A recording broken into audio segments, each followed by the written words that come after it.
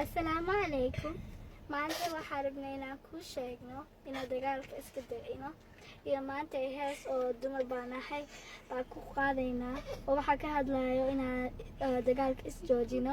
iyo brothers iyo sisters inaan noqono. Haye 1 2 3 Asaaskii dunida iyo anigu dumar baan ahaa warshadii aadmigiyo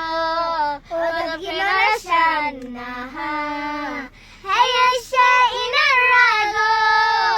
ergiyo waxaan ahay daco baan kaa tabanaya urkaan ku qaaday iyo waxaan fool aramne koloon dhibaatada kugu umulay waraadada igu macaan anqari waxaan kaaga dhigay asluubta wanaagsan iyo anshaxa dhaqankiyo idaha akhlaaqda maxaan ku baray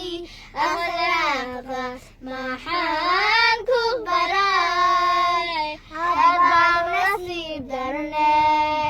madfaca qalkayga gubay kanigu riday maadiga abaalkii hooyanimo malayska ilowsan yahay axyawaya maadiga barbaariya ubadka iyo macalin noloshaan ahaa asaankii taranka iyo qaybgushaan ahaa hayasha inan raago halgiyo waxaan ahay daco baan ka tabanaya agaasinka reerka hura weliba kuma aadan kayn ololahii calan heerkii qaybtiiga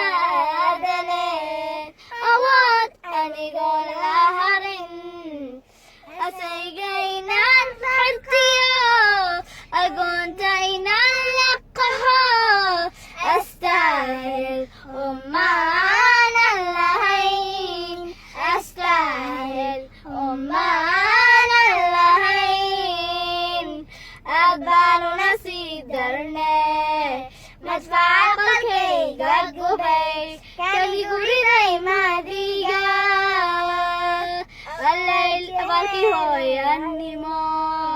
malayska ilowsan yahay axyawa